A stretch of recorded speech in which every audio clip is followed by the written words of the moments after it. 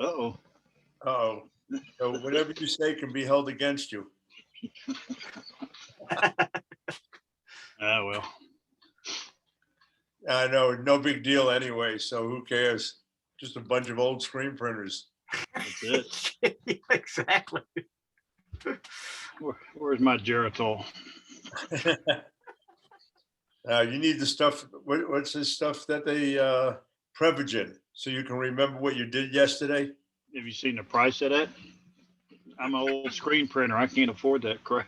I have no idea. I figured that if I really need it badly, I probably won't remember anyway.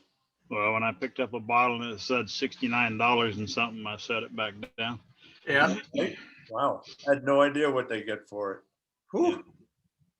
They're all expensive. Well, I figured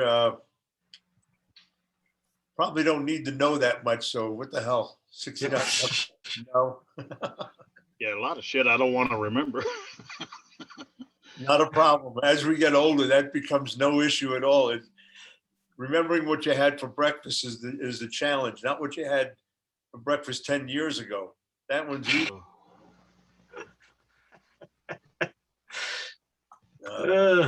Yeah, you're right. I tell you. You doing any kind of printing at all, Bill, or playing? I know your son is involved with DT. Yeah, I just kind of helping him out.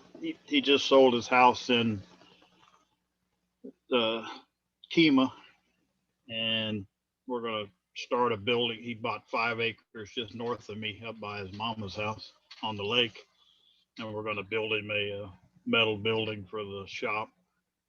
Okay. Get him moved up here. He should be up here by the end of the year. So That's not bad. And he wants to expand it. I mean, he's got the rolling for decals and he's got the DTG, but he wants to do some screen printing. He don't want to get carried away in it, but he wants to be able to do some. So Yeah, well, we could probably call on you to help him out on that. Yeah, I just got him a nice ugly brown dryer for $100. I mean, it's a 24-inch with 24-inch with 8 foot of heat. It'll help his DTG deal. So yeah, he just has to slow it down. I don't know how much time they need in the dryer. I know cornets need 8 minutes in the dryer. Wow. But that's because they do a whole pre-treat inside and then do the imagery. Well, he can do his pre-treat on and hit it with the iron machine, print it, and then go through the dryer. Yeah, and that should cut down. He would like to get away from hitting the print with the iron machine. Yeah, it definitely gives it a better feel anyway, going through the dryer. Yep. Well, we're on here early, and I don't know if anybody else is showing up. Maybe it's just the 3 old farts, and we'll just have to make do, I guess. Hey. That's my first time. That's my first time I set this up for my wife. She had to have it for her school. So she's not throwing pots anymore, is she? No, she can't even hold a cup of coffee anymore. Her hands are toast. Oh man. That's too bad. Yeah. Whatever we have to buy has to be coffee colored because it's going to be covered in coffee. I mean, her hands are just done between screen printing and just everything she did. I abused her. All those roosters come home eventually. Oh yeah. I mean, I know on my left wrist, man, I never knew what arthritis really felt like. Not nice. So. And I wish I'd broke my leg 30, 40 years ago. It still won't heal. Oh, I know that feeling. Yeah. 8 months later, it hurts like it happened yesterday. Really? Huh.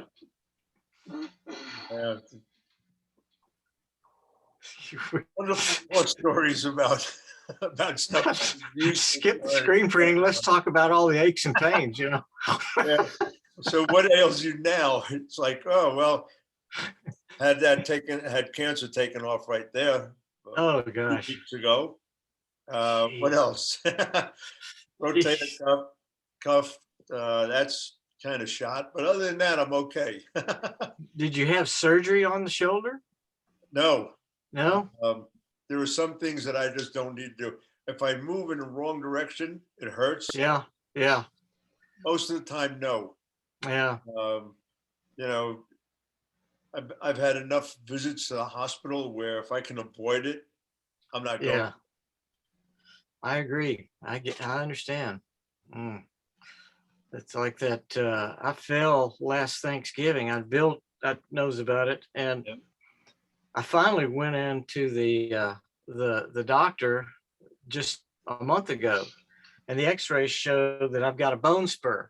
So not only whatever damage I did, I aggravated whatever the bone spur is doing to all the ligaments and tendons up there. So it's, you know, he wants to do an MRI and see about shaving the bone spur down. I'm going, nah, I can live with it. You know, as long as I don't have to throw 50-yard football passes, I'm good. Yeah.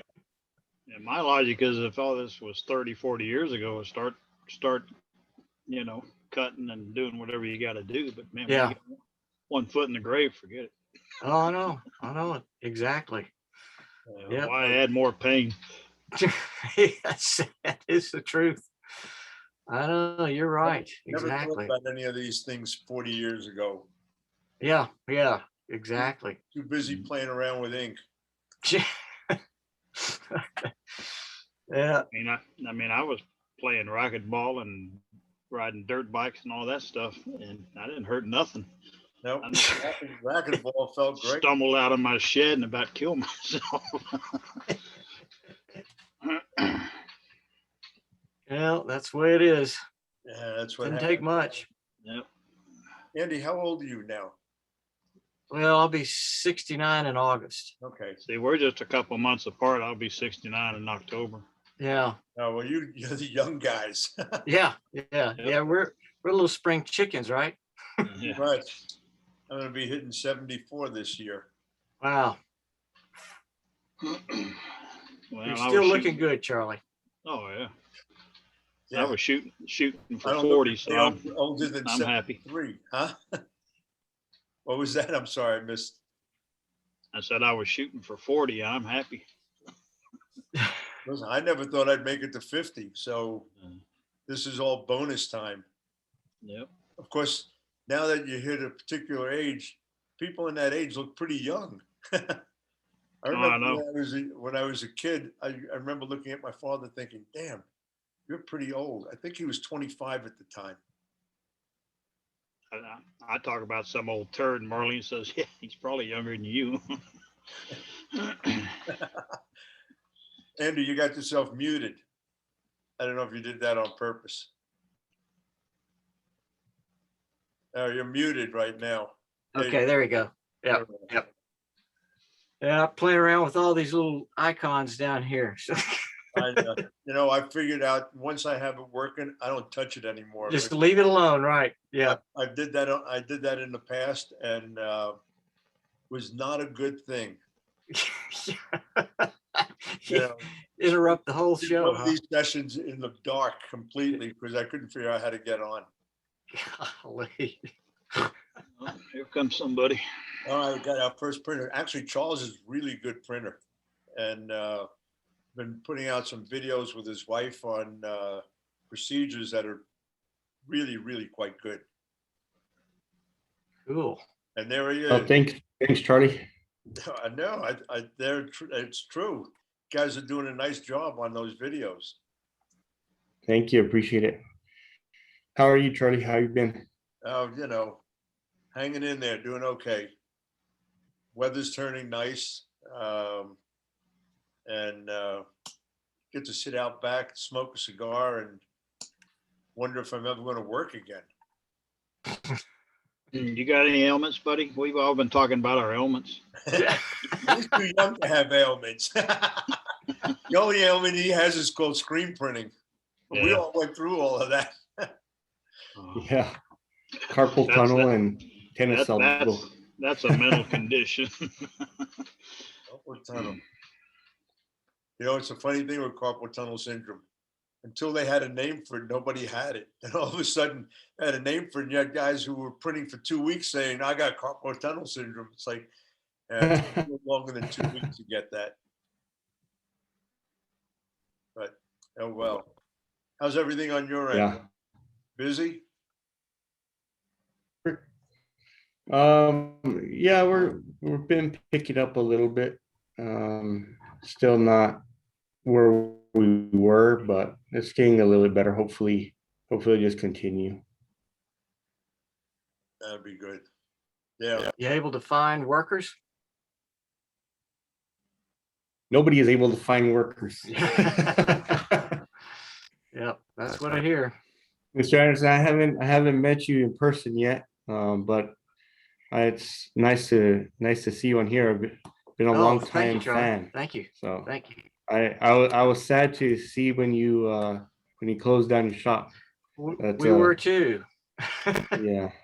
It's kind of bittersweet. All you legend printers, you and Charlie and Richard, everybody's hanging up the hat now. Yeah. But Well, our hand got called, so COVID kind of put us in a situation where we didn't have an option.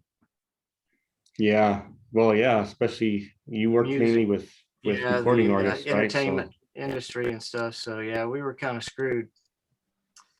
There wasn't anybody going out on the road and none of the venues open, so we didn't really have a lot of options there. That's what happens when you put all your eggs in one basket. And ours was pretty big.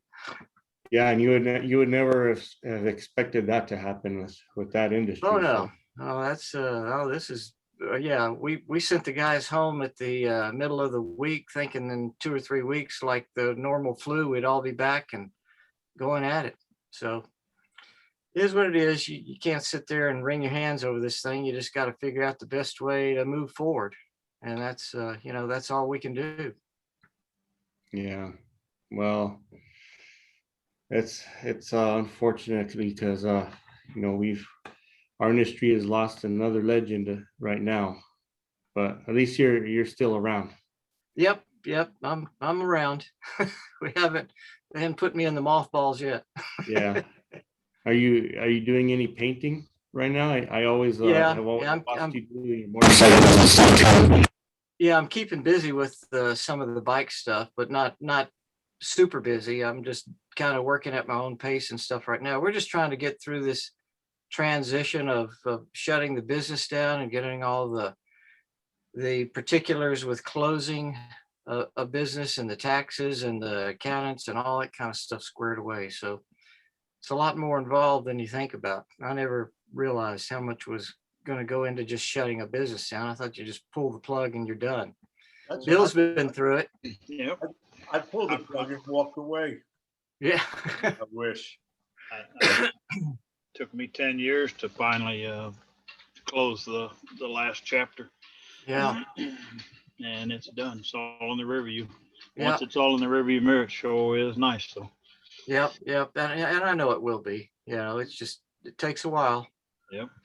Hey, Bill, when did you actually get out of screen printing? What year was that? You remember? Or do you need me? Me? Yeah. Oh. Well, I kind of dibble dabbled with it. Even when I started that motorcycle shop, I was still going on the road. People that would beg me hard enough, I'd go work on their machine and stuff. And then we printed the shop shirts, the ones that Andy didn't print, we printed. And we set up a little deal. Marlene was printing motorcycle tie downs. Richard at Union Ink fixed me up with the right formula so I could print on those nylon straps. They were awesome too, Bill. Yeah. Oh, I had some that lasted 20 years, and I've still got them. The ink didn't even budge on them. Yeah, I know. So, but they were cool. I mean, we made kind of a whole lot of money. We were getting $1 a throw. Yeah. And she could bang out 500-600 of them a day sometimes on the easy stuff. So we were doing okay working out of the garage. Most money I ever made was out of that garage, whether it be the machine shop or printing or whatever. I should have done that for the last 50 years. Yeah, well, we didn't have enough sense to do those types of things. No, it was like my dad. My dad was an illustrator, commercial artist, always worked out of the house. He decided to go get an office and hire 5-6 people and made less money and had headaches. And Yep. He and my mother would fight, and he finally came back home and went back to normal. Do you have any of his illustrations still? I do. And He's very good, Charlie. Oh, I remember. Listen, Yeah. I used to buy illustrations when I worked for True Magazine. Right. And your father worked with a couple of big name guys, didn't he? Bill? yeah. He did. My dad did mainly corporate logos, annual reports. He would do like Halliburton's annual report. He did a lot of furniture catalogs. Mm-hmm.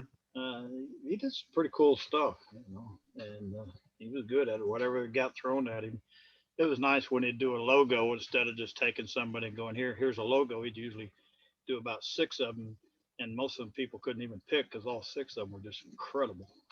Yeah. You almost had to just kind of throw them up in the air and I remember see which lands. But yeah, he was talented. I remember the first His watercolors were beautiful. was from a tennis tournament in Dallas that was done by one of the other illustrators that he worked with, Bart Forbes. Bart Forbes. Yeah. You have any of his stuff? Yeah. I do. I got one that I'm probably going to end up selling. My sister's got a bunch of Bart Forbes. I was going to that say she's they are fixing worth to a list on bunch of eBay, money. I think. Unfortunately, I gave all the illustrations I had to a friend to put up in the shop and never saw them again. And they were from some of the heavyweights. But Andy and I were talking about the other day. He's got a Mark English piece, which, He's in that same period, wasn't he? Huh? English was in the same period with Peak and Forbes, wasn't he? In that same time frame? Yeah, they all were. Yeah. Good work. Yeah, my sister just had me. I was storing up in my attic. I had a big tube full of Bart Forbes. She said, "Give me that tube of Bart Forbes." She said, "I'm gonna throw them on eBay." I said, "Here you go." Did she sell them yet, or? I don't know. I just gave them to her like 2 days ago. Oh, yeah. So. eBay is probably not the best place for that. She probably needs to take them to one of the art auction houses. Yep. Well, my sister and I are kind of eBay queers for some stupid reason. She got me into it 19 years ago, and I've sold 11,000 items on eBay. So about 300 grand. 11,000? Huh? 11,000. 11,000. Wow. Yeah. I take 2 or 3, 4 items a day. I took 4 items this morning. So it keeps food on the table, gas in the car. I need to do some of that. We have our house up for sale. Went through my basement and still going through it. It's amazing what you can accumulate in 25 years, especially if you started even earlier. My wife's a hoarder. If I could just get her to turn loose of half that crap up in the attic, I could make a fortune. With that. So I found my very first T-shirt that I designed. I didn't print it, but did find the shirt. I mentioned it was done with text dyes, and I washed it once and lost 90% of the color. So you can see stains where the ink was. But I did find my first 4-color process job. I think it's one that you had separated for me with Fred Clark way back. It was like a natural light beer racing shirt, map of the US type thing. And that's when I got involved with getting Union Ink to make process colors for me because they didn't have them. And so I met with their chemist and David Bruce, and came up with the particular inks that they ended up using. But initially, I know it was 6 colors. I know there was a rubine and a rhodamine red. There was a yellow. I think there may have been 2 blacks. I'm not sure, or 2 cyan and something else. The first process colors I used, well, the very first things that they gave me weren't even transparent. You talk about a piece of mud on a shirt. And I went back over there and said, that ain't processed ink. So here, try these. And next go around was a little bit better, but it's like I say, the first process inks I used were just terrible. Was that PTI, Bill? Was that the Rutland stuff, or? Well, I think they gave me some Colonial. That's what I was going to say, because that's the first one that I used, and that was around early 70s. Yep. And it was awful. Oh, what? It was like a drywall paste that had been dyed or something. Oh yeah, it was. I said, it was no, bad. I took it back. I said, this thing will work, boys. and they gave me, I think they gave me some Rutland or something, but it was bad. Yeah, the Rutland that I played with and still do, very fluorescenty. Yeah.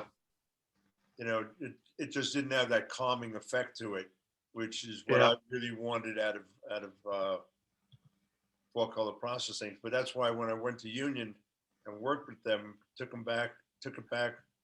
I actually have I did a hand 4-color process separation, which I found of an Asian guy, and Richard gave me some calligraphy from them, which I stuck on the shirt.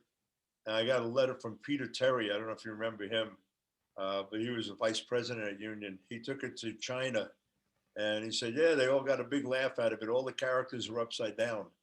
It's like, really? Like, I could tell the difference, right? But I actually did find that shirt, which I was pretty excited about, because I remember doing it. It's of my dragon. And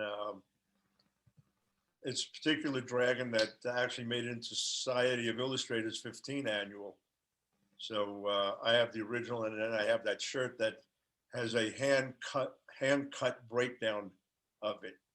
Wow. You need to show us that, Charlie. Yep. First t-shirts I printed. So I have Mark Coudray is going to be the guest in 2 weeks. I'll pull out some of that stuff. That'd be good. Make it a point of having it. I'm up in my office right now, not down in the basement. If I went down in the basement, you may never see me again. I may be lost in the dirt and mess that I have down there. But I did find a ton of screen print stuff. We were talking about the other day that tech symposium in San Diego. Yeah, I have the original Chrome, and I have one set of separations. I think it was Mike Davis's, and then I have all the prints that you did of each of the different ones, including the 2 that Bill Serochrome did one, and Bill, you did one of those. Yeah. So I have 2 sets of those, and looking back at it, it's kind of funny, because it's like, oh my God, none of these would make it in today's world. But back then, that was pretty quote unquote high tech stuff, using like a Commodore 64 computer to do separations or whatever it was. Wow.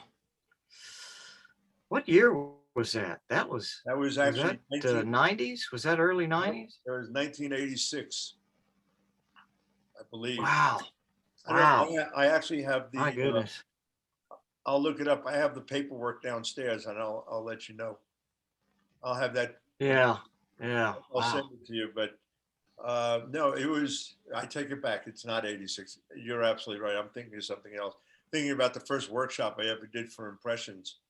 Was in 19. Oh yeah. It was early. I think it was 93. Okay. Yeah. Somewhere around there. I remember. But I'll look it up. I remember that Sherry went with me, and it was who was at the door taking the attendance. But anyway, they wouldn't let Sherry sit in and listen because she didn't have a ticket. Yeah. How stupid, right? It's like, Well, whatever, it is what it is. But I'm only she had a better time than we did, probably. Huh? oh, I'm sure. Listen, that was a nice hotel that we were hanging out in. I'm only Yeah, sorry they stopped it doing. really was. Yeah. Sorry they stopped. doing Yeah, technical those were difficulties. fun. It was. Yeah, yeah. And I think they provided a lot of good information, and it was also, you were focused. You didn't have the interruptions like you do when you go to a show and you try and get in a conversation, and then everybody's coming up, getting involved. But they were very good.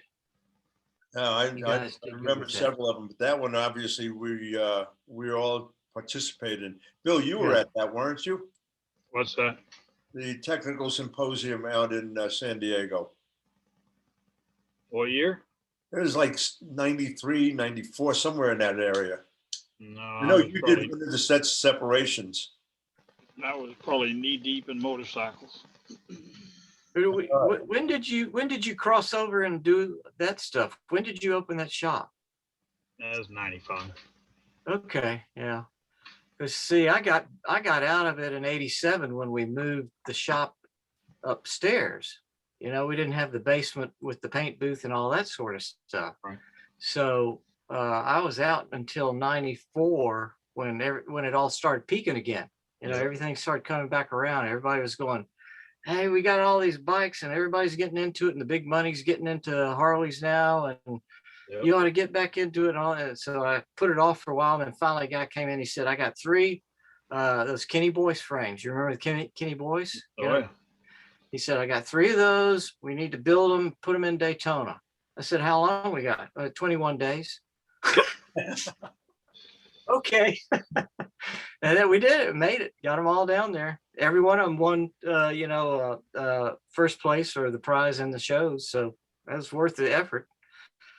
But that's what started it all back. And then, there we go. Yep. The 90s were hot and heavy, and then Yeah, they were.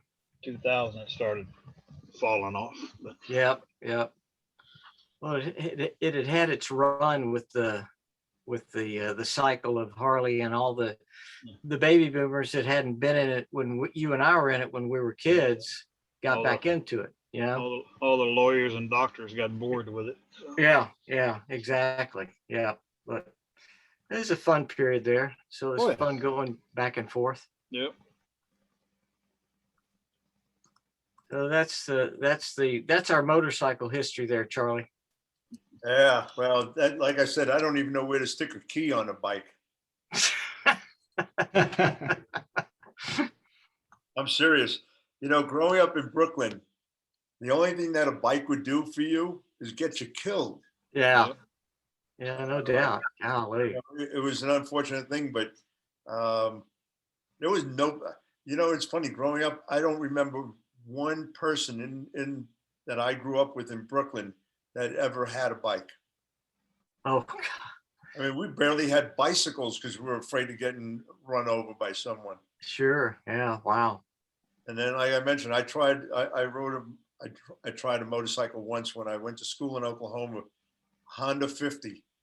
Tried to take it up a hill, fell off it, and that was the end of that deal. The last time I was on a bike was with Mick Hansen sitting behind him to sell off his Heritage Softail Classic. Yeah. Get a new bike. Where was Mick? Was his shop in St. Paul? Minneapolis. Yeah. Okay, that's right.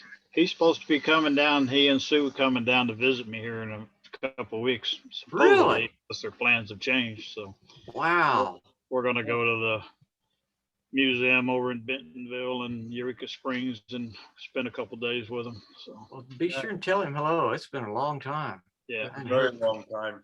Yeah. his health's been rough, but he's getting better. Yeah. He Good. had his issues. He broke his legs. I think a couple of years ago, fell and broke a bunch of bones or something. Yeah. He comes from a family that lives forever. I remember once we went up there and he said, well, we got to stop by and take this to my grandmother. I said, your grandmother? He said, oh yeah, she's still kicking. Got married by young. herself. No, I mean, listen, there are people who have a kid at the age of 16, you know? Yeah. If you're 16 and then you have one at 16 and then your kid is, you know, is around, I mean, grandma isn't that old. She hasn't hit 50 yet. I was married at 17 and my first kid at 19. So, Oh, there you go. So you got Richard. grandchildren, right? Hey, Richard. Richard, how are you? You're on mute. Hey, Richard. There we go. You're open. How So are you doing? I've been on the telephone. My alarm went off to remind me to be on the call 26 minutes ago. So I'm glad I made it. It's great to see We you, Bill. waited patiently for you. We knew you'd be here. We're talking about ailments. You got ailments? Of course he does. Oh, let me get, how much time have you got? Yeah,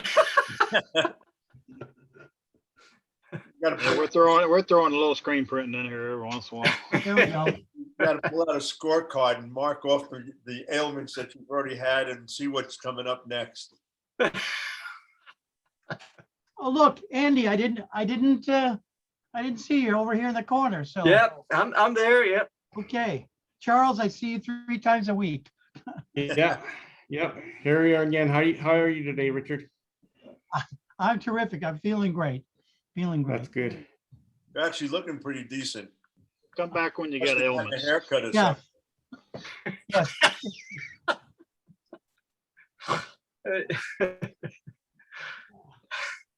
I don't know, Charles. You're in the midst of you're young enough to be any one of our kids. Hey, I'm the lucky one here today, Charlie, because I'm in a group of legends and I'm just gonna soak up information. Well, this is the time. Even listening to stories is fun for me. So This is the time to ask questions. We can give you all the what not to do's. This is the Geezer Power Tour. You'll, at the end of this session, we're gonna probably The old geezer. The Yeah. OGs. We can tell you every possible mistake you could ever make. first one being the screen printer. Yep. Yeah. I blame my dad. When I was 15, he brought me home a Craft-Fent, one of those little kits with a screen and a thing of ink and a squeegee. Oh, Speedball. Instead of doing homework, I was printing peace symbols on bumper sticker stock. So probably making more money when I was 15 than I do now. yeah. I think that's probably true for all of us, Bill. We all did better earlier on. Yeah. I didn't get into screen printing until I was 28, so No. I was a late comer. Yeah. I was actually in the corporate world up until then as a graphic Mhm. designer. You I- did good. What got me into this stupid industry, while I was doing work for ABC Network, I was designing the button for the Wings concert tour 76 that was going to be at Madison Square Garden for 6 or 7 nights. And then my future partner, Leon, came up to visit, asked if I could blow that up so that he can have it printed on the shirt. So that was my first design, 3 colors on the black shirt, although I didn't print them. And I also didn't know a damn thing about screen printing. Wow. Had a fine art degree in painting with minors in printmaking and drawing, and avoided that stupid thing called silk screening because it wasn't very solid. But that was a shirt that got this going. Then a week later, he came back, did another design, went out for lunch, rented 15,000 square feet, went back, quit my job, went home and told my wife. And that's how I got into this.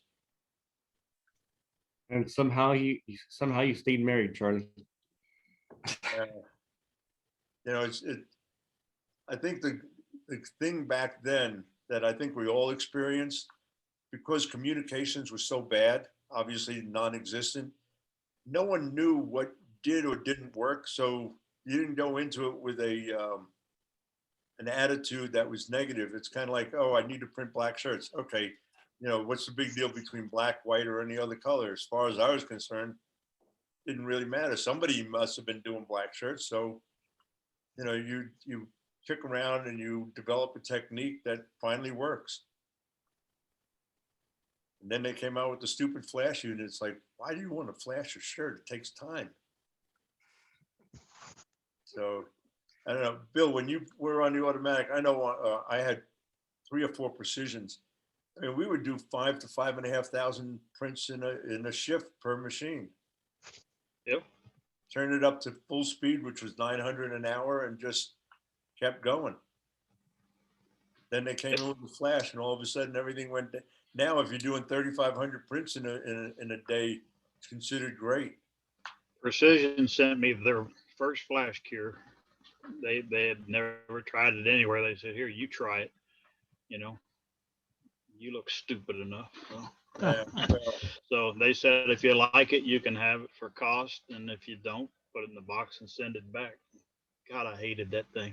I fought it probably more than anything because I didn't want to like it. well, you had to have that I thought pizza. it was.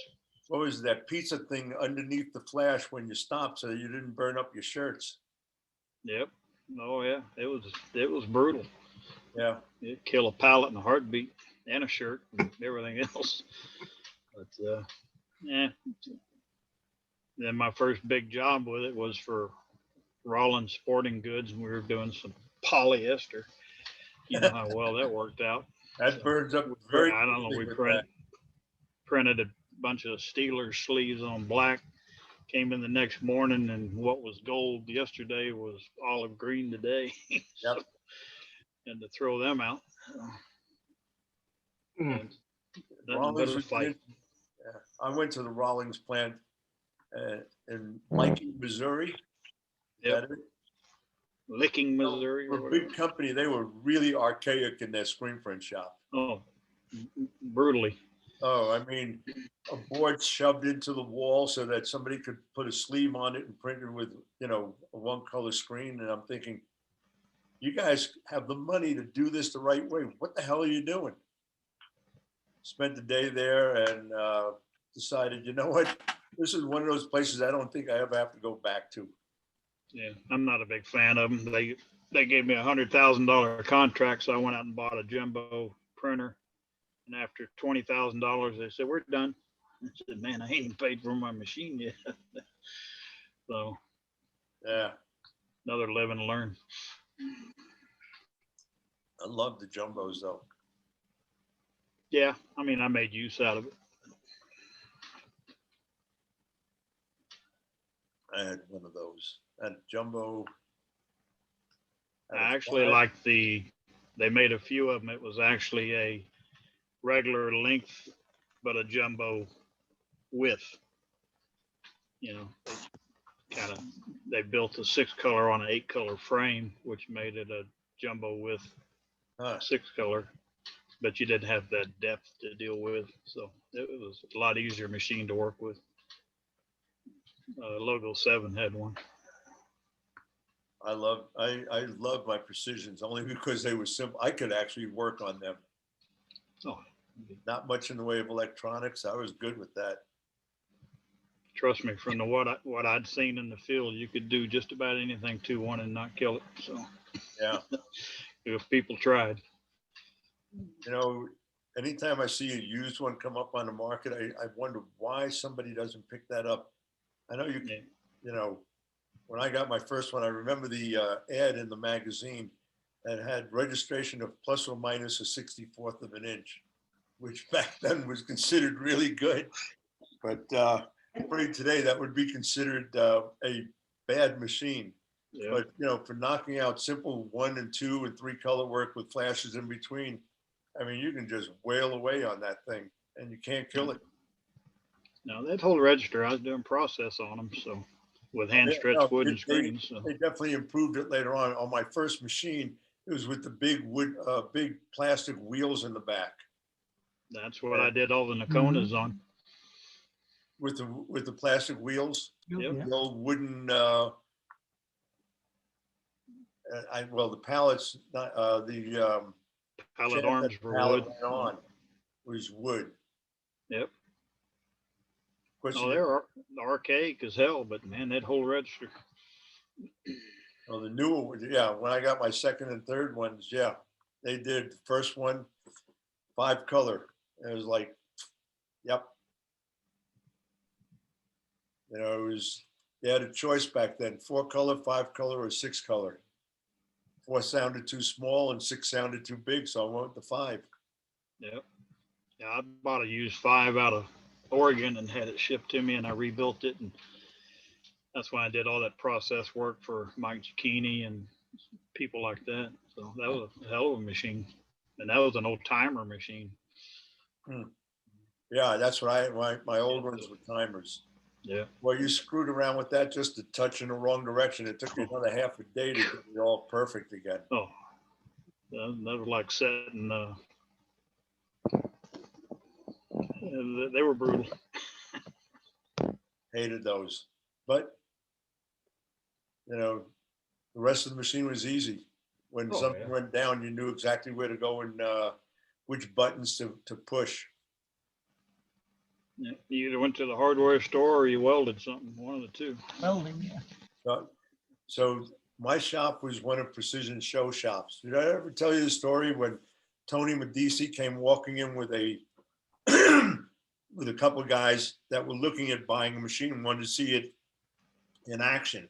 And since we had our machines cranked as fast as we could go, they would come up to our shop. As he walks through the door, the head frame that was holding the squeegees split. And so, you know, we got these 2 pieces. Instead of it doing this, it's doing this. And the guys turned to Tony and said, wow, what's he going to do? And I said, hey, we got to get these out. We're going to keep printing until the guy shows up with a welder. And we're going to weld it, and then we're going to continue. Guy showed, and so here we are printing with this head that's moving around. And guy shows up, hauls his welding equipment because we're up on the 5th floor. We stuck a cardboard box underneath the piece. He put a spot weld on it and a little shaft. We were down for a total of about 10 to 15 minutes, and we were back up and running. And that's when the guy turned to Tony and said, I'm going to buy a couple of those. Thanks very much. Couldn't stop. You know, I mean, the wonderful thing about rock and roll printing, there are never any returns. Oh, no. So, it was a bit out of register. It was like, come on, they're stoned anyway when they buy it, so they wouldn't know the difference. And then once they own it, they could care less. Yeah, stoned in the dark. What better way to sell something? Perfect. You know, I have a book that has a bunch of my stuff in it, and it's a guy's collection. And I'm thinking, wow, you were really ahead of your time. You had shirts that were printed right onto the sleeve. Wasn't supposed to be, but I guess he must have been smoking something that night. Yeah. Oh, well. Bill, Fun times. Interesting times. Bill, tell us the story of how you met Fred Clark or how you found him. I actually found out that Fred, he and his partner were actually, well, they were a greeting card printer, but then he made all their own separations for the greeting cards. And they started printing on parchment paper, litho transfers. And then they would print the transfers for you, and then you would do a big white slab on the back. And, you know, that was a transfer. I'd taken a picture of Ted Nugent at a concert, and it really was a cool shot, and I wanted to do it on a shirt. So I took it down there, and when first person I met was his wife, Pat, and Pat says, and we don't print smut. I said, okay. So y'all are religious. Okay. So, but we got along, you know, right off the bat pretty good. And they printed my Ted Nugents, and I backed them up and stuff. And that was when I was just a little hand printer and stuff. And they'd done a few things for me, and we'd kind of got a relationship going.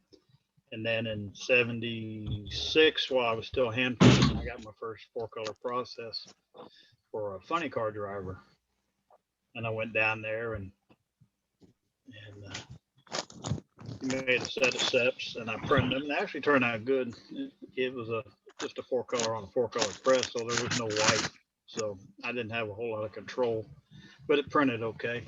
And then once I got an automatic and started getting hot and heavy on process, he started really working with me. We kind of worked with each other. Every job that we did, we'd go down there and we'd just pick it apart, from his standpoint and from my standpoint. And I told him what I needed, and and we just went back and forth, and we finally came up with something that basically worked, for me. And we had a great relationship, and the man was just unbelievable. He just, it's tough to even talk about him. Yeah.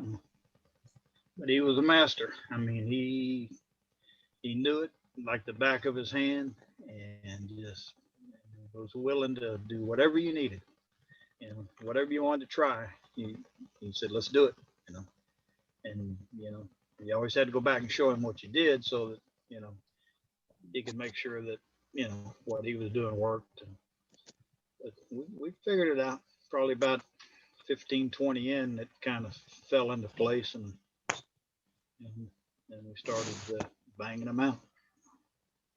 I remember I did my second set of 4-color process work by sending it to you, and you took it to Fred. That's after I screwed up in having it done in New York, and $500 for the separations and another $600 for color corrections. Yeah.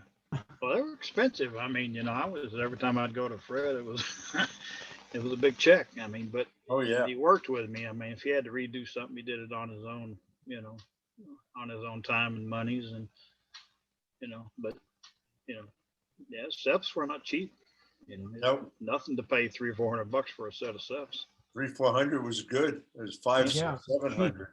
Yeah, and there was a lot of work. I mean, because he'd go in there and he'd do little hand etching and stuff. He'd work areas and stuff. I mean, he didn't just wham bam. He spent some time with them. You're going back and forth between the positives and the negatives too. That's a lot of film work. Oh yeah. Oh, yeah. Serious amount of film work. Yeah. So, Yeah. Yeah, I don't think a lot of the newer printers understand what went into it, because today you get on a computer, you got Photoshop, blah, blah, blah, boom. Yep. Through your inkjet printer, and there we go. What do you think of those? Yep. I mean, I was still doing hand stretched redwood frames and stuff. I mean, it was. Yeah, but so is everybody else. Yep. It was still, that part of it was still very archaic. Well, I think what a lot of people don't realize, especially in today's world, is how good a print you could get off of a wooden frame, but you were being compared to other people who were on a wooden frame. Once you got into higher tension, it was a whole different ball game. Yep. I can tell the difference on some of the prints that I did with a hand stretch and a roller frame. Oh yeah. The only difficulty with roller frame back then was, I remember when I bought my first set, it was in 1978 or 79 in Hollywood, Florida, at the SGIA or SPA show. And they didn't resemble what today's roller frame looked like. It was totally baffling on how to get them stretched. Yeah. And nobody knew anything about softening corners, etc. So if you got up to 12 to 15 newtons, you were dancing in the streets. Well, we can't talk about roller frames without me giving probably one of the best Don Newman stories you'll ever hear. We were at a show, and I think it was Philadelphia, and Jaffa, the president of Precision, brings in a Newman roller frame that he had welded handles on all 4 sides. And he's got this thing set up dead center of the Precision booth. and he's selling it as a screen stretcher. Well, can hear Don this gets coming. wind of this, and his mom is at the show too. Yeah. Well, here here comes his mama. Smoke and flames are coming off of her, and Don with his head hanging, just trying to keep up with her coming down the aisle. it's she, his mama got a hold of Jaffa and just started at one end and went to the other. And here goes the next thing you see is Jaffa with that under his arm, the mama behind him, and Don behind her, heading out the door. I mean, it was just classic. I mean, it was the best. It was just brutal, you know. I mean, she just was lighting him up all the way out the door. So, you know, it was you just can't. I can't think about Newman without thinking about his mama. Never met her. That was a classic. That was one for the cell phone there. Too bad they weren't around.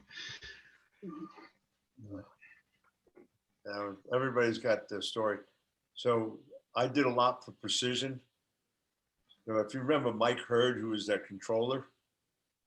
Mike and I had a really good relationship because he was in antiques like I was, and I sold him like a copper bathtub with oak trim, and I mean I sold him a bunch of antiques and stuff. We had a really good relationship. I probably got along with Mike almost better than anybody in that company. I got along with him and Len Herman. I met Len doing the Fashion and Boutique show in Manhattan. And he came by my booth and gave me his card. He said, "Hey, someday if you need an automatic, give me a call." And about a year later, we did. And I remember going out to lunch or dinner with him. We're talking about the industry, and he said, "We give this industry about one more year before I finally quit." He was just a salesperson at that time. Obviously, a year later, he didn't quit. But a couple of years later, I'm over there and I'm talking to Mike Hurd and Len Herman, and Dave Jaffa's son, Greg, was working at Precision, and man, they hated him.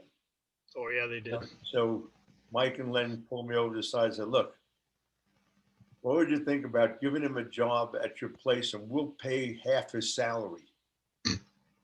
And I said, if I can get half the salary taken care of, hell, I'll stick him in there. So ended up hiring him as my production manager, which he actually did a good job of. But I don't think he ever knew that I was getting paid half of his salary by Precision. That probably lasted about 2 years. And his desire was to become a dealer down in Atlantic City. And that's what he finally ended up packing up his bags and doing. Yeah. But I don't think if you needed either. Huh? If you needed somebody to be an asshole in the shop, he was your guy. Oh, he was definitely the guy. But did teach him how to handle certain situations in the factory, and was happy to get paid half his salary back for doing that.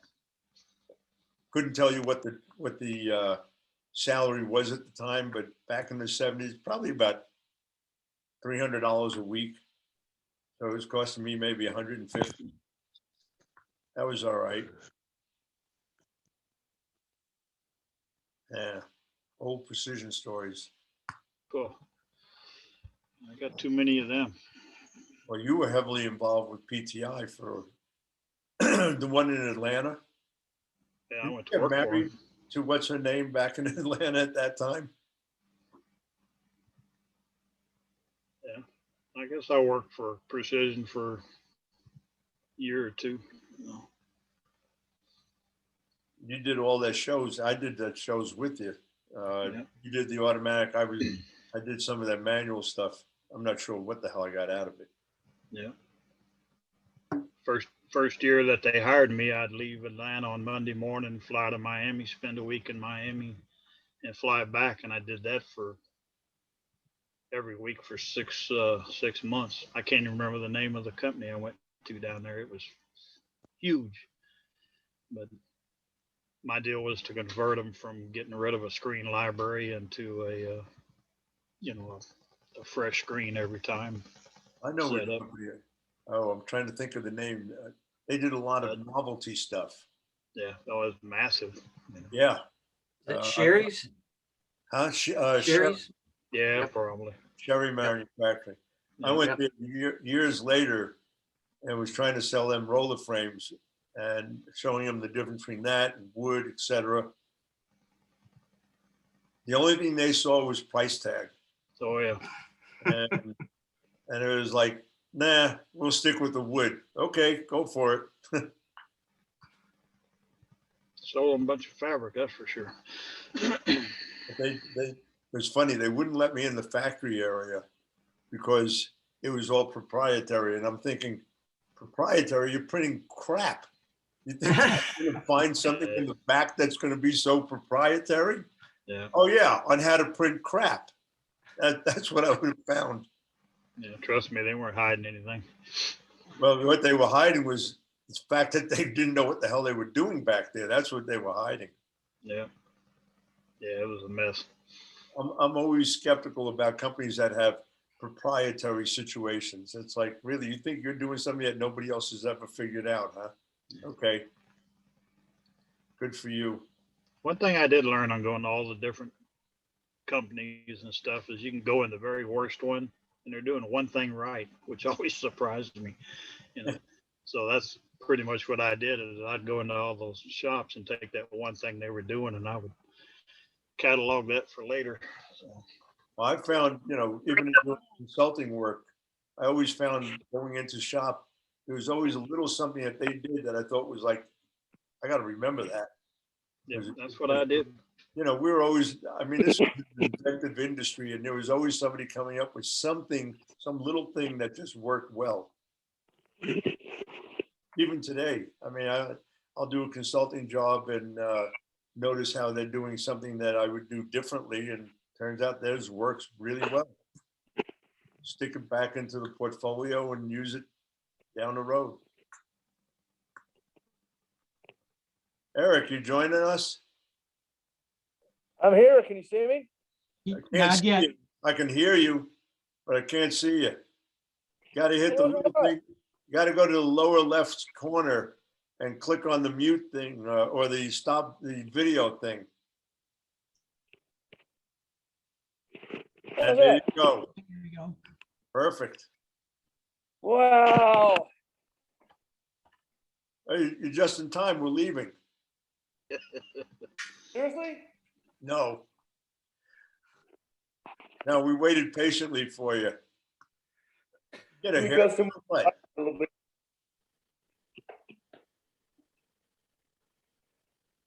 Looks like you're. How's it going? Huh. How's that? We're all waiting for you to sit down because you're driving us crazy. Oh, sorry about that. Old people getting dizzy here. So is I. Oh, hello, Andy. How are you? Fine. Good to see you, Eric. Oh, it's so very nice to see you. You look great as always, sir. Thank you. You too. Thank you. So where are we at with the discussion? Can I join in? Yeah, go ahead, man. You were involved with Precision, or your dad was. Absolutely. Is that what we were talking about? Precision? Well, among other things, we're talking about ailments. What hurts you? Yeah. About what? Yeah, this is a Medicare group. Aches and pains first. It's Medicare with two visitors now. Hey, I'd like to take a moment and say hello to Mr. Wainner. How you doing, Hi, Eric? Bill. Very good to see you, sir. Yep, you too. I think of you very often. I really do. I mean that. Well, I think your dad all the time. Your dad was one of my favorite people in the world. Your dad and your mom. I can't believe it. The two nicer people in the world. Oh, that's such a nice thing, I think. And I recently wrote a essay called "The Origins of Action Engineering." I got about maybe 6 or 7 pages, and you're up on the first 2 full pages of it. Oh. And what's the title of the essay? The origin story of action engineering. Oh, okay. I don't know if you realize trying to this, blame but- me for some of that. Ah, I don't know if you realize this, Charlie, but We all blame you for some of this stuff. Are you kidding? Oh, You were my hero. well, Bill Wainner had a lot to do with starting action engineering. He had with for a couple of weeks and taught me about machinery and introduced me to and never forgotten that, Bill. I mean that. no problem. Nah. I'm glad you're doing well. You look Oh right. yeah, nah, I'm still kicking. Trying to get this retirement thing situated. Yeah. I'm trying to avoid that. No. Every morning I wake up, I'm kind of guilty for about 2 or 3 minutes, and I get over it, and I go, okay, time to screw off and do nothing. I'm doing nothing, but that's not good. That's not my choice. mm. Bill, when did you start at the PTI in Atlanta? When did you start doing all that work for those guys down there, or the show, or the open houses and all that stuff? Well, when I shut my shop down Yeah. in probably 82-ish, Yeah. I had to go do something. So they hired me to work at the PTI branch there in Dallas. Right. I went on a couple sales calls, and not being a salesman, Yeah. I was kind of doing some stuff that were unsales related, and it kind of pissed off the branch manager there. Who's that? Rick McGowan. He's a good friend of mine, and we talk all the time. Who? Yeah. Who's the branch manager? at So that he time? said he got on the phone with Hurd and Herman and said that this new guy's got to go. Who So was that? so then they shipped me off to Atlanta, and Ed Watkins I took remember me that. in with open arms, and so I had to run with PTI in Atlanta there for a little over a year, I guess. I think that's where we met. I Yeah. think that's where I saw you down there. Yeah.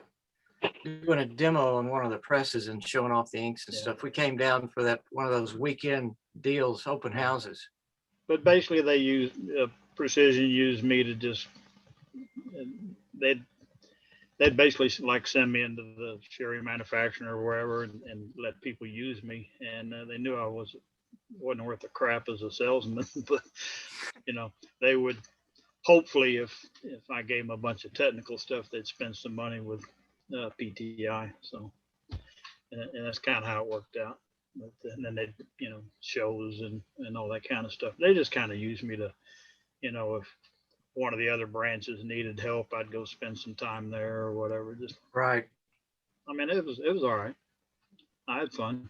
I learned a lot and went into a whole bunch of shops, and going into all those shops, once I got out of there, then people started hiring me to come in, and I was lucky enough that they'd hire me because two things: I could print and I could fix their machine. So I'd go in there and fix the machine and then show them how to print. So it was kind of a 2-for-1 deal, and it worked out.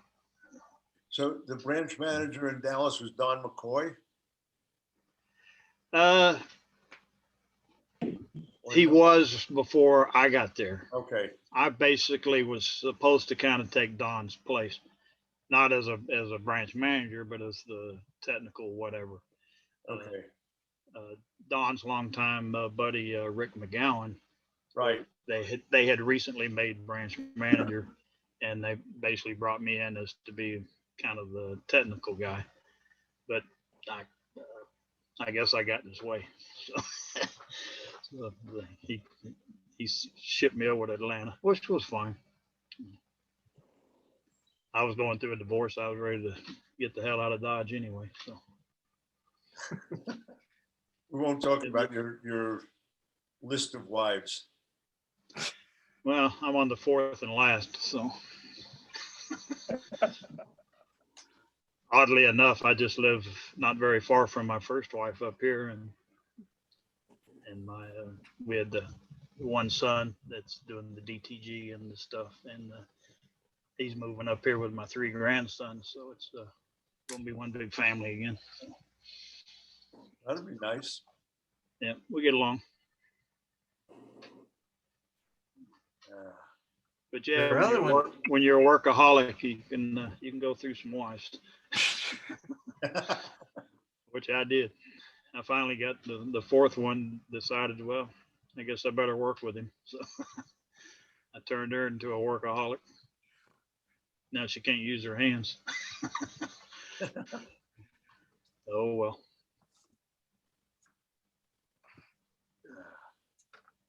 Eric, what are you doing at home? How can you tell I'm at home?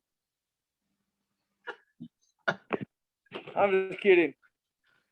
Just from home. I got to work this morning at 3 a.m. and I just now got home. So, I work farmer's hours. Yeah, pretty much. I actually must tell you I have something kind of exciting for the very first time in almost 30 years. I am I am getting a patent, my first patent. Hey, cool. Congratulations, Eric. Hey, well, thank you. Charles, is it? Yeah, How are you, sir? good. Thank you. Good What's to see the you. patent on? Well, I don't have it yet, so I can't tell you. Oh, well. Oh, yeah, you got a bunch of people here that were going to knock it off instantly. I can tell you, it is a new patent design.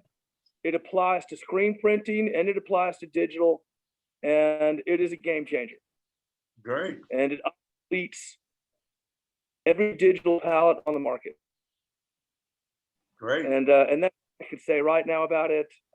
It's something that has evolved over many years, and I just finally put a lot of pieces together and discussed this with some people I have a lot of respect for in the industry, and everybody agrees this is absolutely something that needs to be patented. And I'm hoping to have my provisional patent in place by this time next week. Nice. I'm sure if you're doing it, it'll be awesome. So congratulations. It's a good one. Thank you very much, Andy. That's very cool. I'm excited to see it when you unveil it, Eric. Yeah, I appreciate I that. hope you make a bunch of money, because I had 2 patents I didn't make a dime on. Yeah. Yeah, whatever happened to the Newman Wainner clamps? Remember that one? That was a good one. Oh yeah. What did you Yeah. patent, Bill? What were they? I made a screen rack that was basically just a piece of unistrut with some white Delrin blocks on it. And I bought one of those. yeah. Oh, they were cool. Oh, they worked well. Yeah. Oh, for what it was, I mean, it would still work today. Yep. Then I was involved in the patent on the Mad Hatter. That biggest mistake, well, one of the biggest mistakes decision ever made was that cap printing oval. And the concept was right, but the execution was horrible. I don't remember that machine. I kind of remember the name. What did it do? Yeah, they probably made 6 of them. Like I say, they put about 90% engineering in it and 10% turd, and it just didn't happen. So, but like I say, the concept was there, but the execution just fell flat. It was an oval printing machine? Yep, that you'd load caps on. It was basically a cap printer. It could do multicolored caps, and it looked just like a little miniature oval. Oh, itty bitty, probably kind of like the new rapid tags, but for caps. Yeah, I mean, oval configuration. It was probably 6 foot long. It was like a miniature oval, and little cap plattens on them, and cap screens, and it worked just like a full oval, except they just lacked on a couple of things. I mean, they engineered it pretty good up until a point, and then they kind of lost a couple steps. I remember. So And you think because that of that, it was the engineering that failed it, or was it just not the market? People weren't I actually think needing the it. market was there. I actually think, they could have probably sold a bunch of them if the first 6 would have done, what it should have done. But since the first 6 kind of failed in the field, it lost its zest, Mm. and got pushed, pushed aside. Mhm. Caps at that time were real hot. That's why they came out with it. But But I spent a lot of time on it with them, and told them what it needed and had to have, and this, that, and the other. And like I say, they took it only so far, and I guess they weren't totally into it as much as Precision. I guess they didn't see the market. So Yeah, Precision was incredible at designed obsolescence. yeah, I've never seen a machine ever since then that needed so many replacement parts. yep. Which of course was good for Action Engineering to start with. Yeah, well, that's kind of like Harley. They'll sell you a bike, and then they'll sell you about $50,000 worth of necessary accessories to make it complete. So, I mean, some people set up their products that way so that they'll give you the product, and now you need the parts. So, Yeah. yeah, But film it's all right. processors. They give you the film processor. You just had to buy the chemicals. That's it. It's like you can go down and buy a desktop printer for $10-15, and then you go pay $60-70 for the stupid ink. Yep. Yep. They ain't making no money on that printer, but they're killing you on that ink.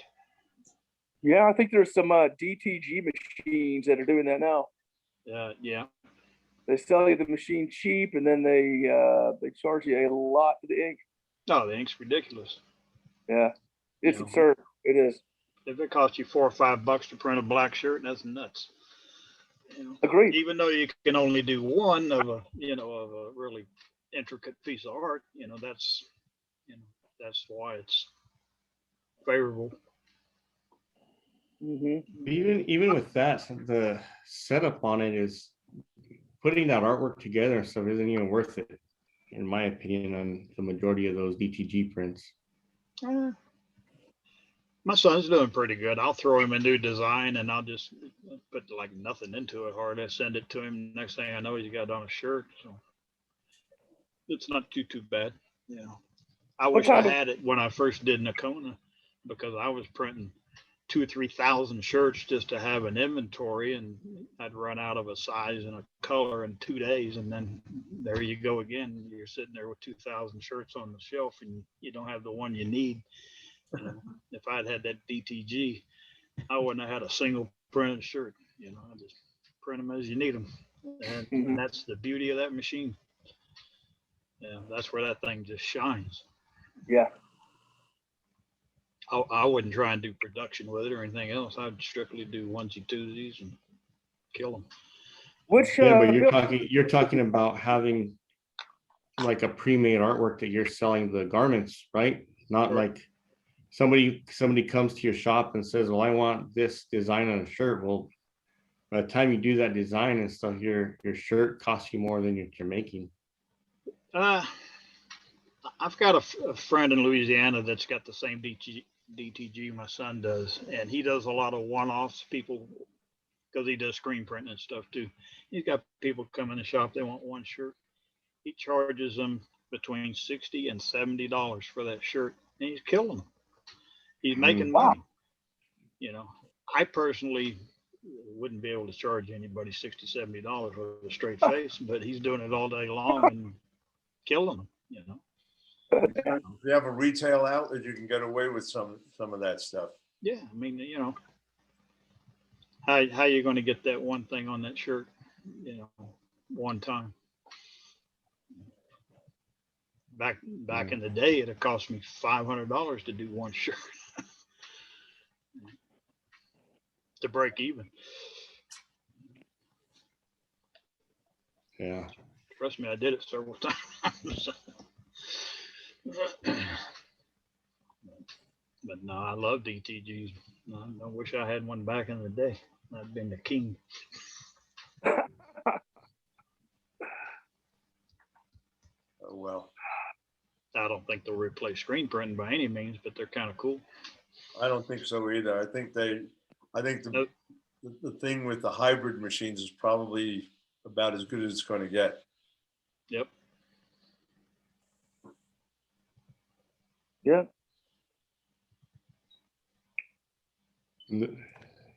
Those are pretty cool, but man, they are very expensive. They are, but Well, if they were cheap, everybody'd have one. exactly. And there are some less expensive ones, not great quality. No. But it's kind of like if you were a manual printer, the first thing you looked at was an automatic, thinking, wow, that's really expensive. And unless you have the work for it, it is expensive. But, it's one of those old stories. It's like, oh yeah, when I get enough work, I'm going to buy one of those. It's kind of like, no, I'm not going to get that kind of work for it. That's the same thing with an automatic. Oh, I'll buy the automatic when I get the big job. You're not going to get the big job because you don't have anything to weigh it against. But I think you gotta buy the piece of equipment, and then you gotta learn how to use it, and then you gotta go learn how to keep that thing running around the clock. I know Pete from Same Day Tees now has 2 of those machines. So obviously he's been doing a pretty good job of promoting it. So there's definitely a call for them, but you definitely need to have a sales pitch of some kind in order to get it. Yep. If you wait for them to come to you, you're going to wait forever. Gentlemen, I have to sign off now. All right, Eric, good to see you. Hi, Eric. I think So we're great. all good. So 2 weeks, I have Mark Kudre coming on. If you want to join us again, Yes, sir, I'd love to. Thank you. that'd be cool. Bill, once again, I can't say thank you enough. And I'd love to talk with you again sometime, just one-on-one. And Andy, we sure miss you. Thank you, Eric. Appreciate it. Take care, guys. I've been trying to get Andy into retirement for years. Andy's didn't been want trying him to to get do into it. retirement for years. I didn't want him to do it the way he did, but It worked. Pandemic. careful what you ask for. Yeah. Gentlemen, I did record this session, so if anybody wants to review this, God only knows why. Maybe the AARP might want it. That's my daughter's account is AARP, and I'm sure they do not want it. That's great. You might be right. Let's see, 4 old screen printers initially. Yep, that's a possible sale. In any event, thank you so much. I hope you have a great day, and hope to see you in a couple of weeks. Thank you, Good Charlie. talking with all All of right, you. Charlie. Thanks for the stories and history. Nice to meet you, Charles. Yeah, you too, Andy. Thank you. Pleasure Richard, talking good to see you. Richard, see you. Andy, All right, Richard. Bill, nice to see you. Appreciate it. Take care. Some of y'all go to work, some of y'all go do nothing. I'm gonna go do nothing and enjoy it immensely. Say hi to please feed Marlene. with your feet up on that screen porch. All right, I can do it. I'm a pro. Say hi to Marlene for me. All right. Love you guys. Love you too, Bill. Take care. Yep. Richard and Charles, bye.